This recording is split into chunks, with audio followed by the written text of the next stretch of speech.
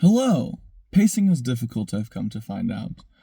I'm working on another project, and I want to get some, editing practice in. Try and understand how the software works, techniques I can use to stylize my editing, and other things, I guess.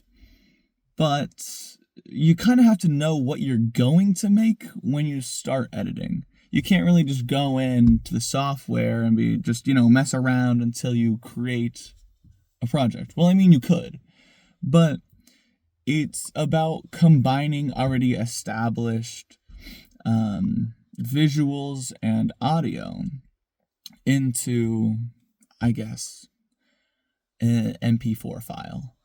And whenever you don't have any visuals or audios that you want to combine or put together, and you're just left with the software itself and you have no idea what to make, you can't really do anything. So you need a plan, which is fair.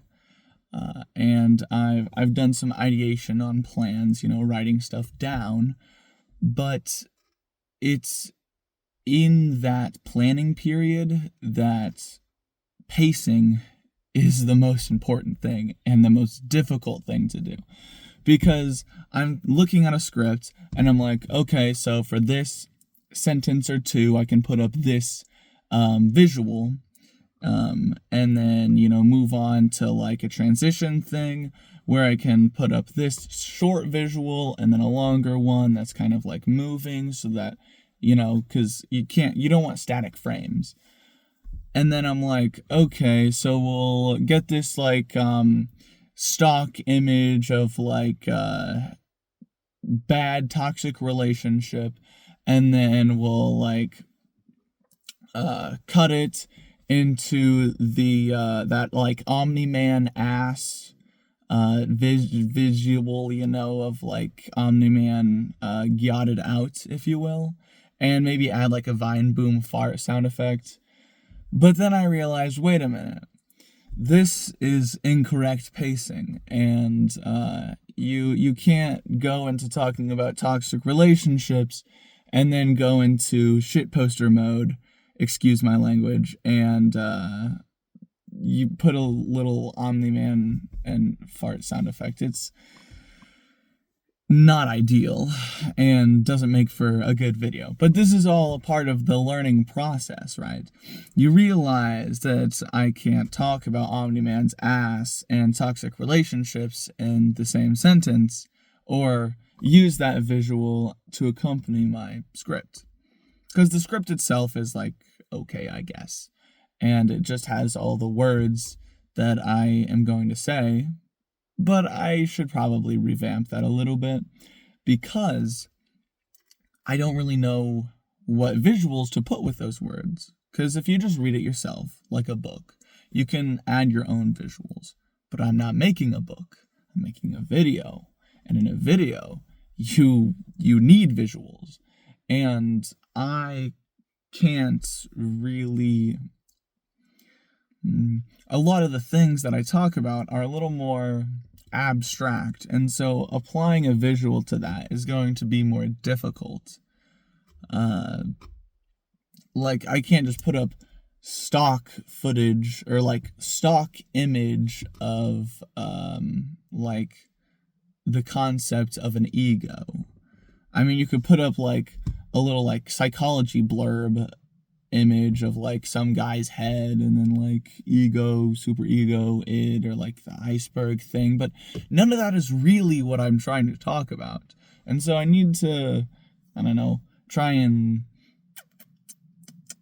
talk about two things at once of the ego, but then also something I can apply visuals to, and I guess that's what makes a good script for video essays is having something that the viewer can look at, that you're talking about, that they can understand, while simultaneously getting to a larger point, a broader idea that they can also understand. because, I don't know, audience engagement and whatever.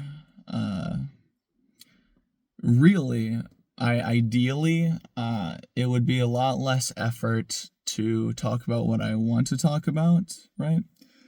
In video essay format. But the medium is a part of the message. And if I want to get big views, then I should probably do this popular method of articulating my thoughts. Because this does not get big views. And that's okay. But it's good for me to just, like, think about what I'm thinking about during that day. Talk about a little bit of it in front of the camera. Have a little bit of that pressure of, like, this is going on YouTube, so think before you speak.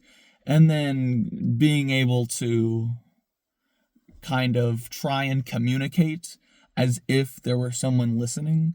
Because whenever you can monologue to yourself for a while, you can kind of get really esoteric with it and not really have, like, a place to go. And you also probably don't remember what you're really talking about. It's kind of like, I don't know, that stupid concept of, like, shower thoughts, but I kind of just do, like, shower monologues. And I have some good points, at least I think I do. But there's no recording vessel for me to either remember those points or go back to those points and what I was trying to say. And instead, whenever I have, like, good thoughts and I'm brewing and I'm stewing, I just get, like, a voice recorder and kind of imagine I'm trying to, or, like, imagine I am reading a script, but I'm doing it through the voice recorder. And so it makes it a little difficult on me because, you know, usually every word in a script is pretty well thought out. And the ideas are, like, you know, cohesive. But whenever it's just blah, blah, blah, blah, blah, blah, blah, blah, straight from stream of consciousness, brain to, like, mouth noises to voice recorder, it's not the best and not the most cohesive. But this is where you can, like, get the transcript from that and then, you know, write down everything you said, look at it, and then work with it from there. Because you have those thoughts. And the most difficult part is getting that brain formulation onto, like, a recorded thing. At least for me. But now that I have an avenue of going from brain to voice to script, now I need an avenue of going from script to visual audio cues to, or, like, script to voiceover to visual audio cues to editing to finished product, I guess. And I'm sure once I get to actually editing, there's going to be another, like, 4 things that I have to try and, like, figure out. But it's a process, I suppose. Anyways, toodles.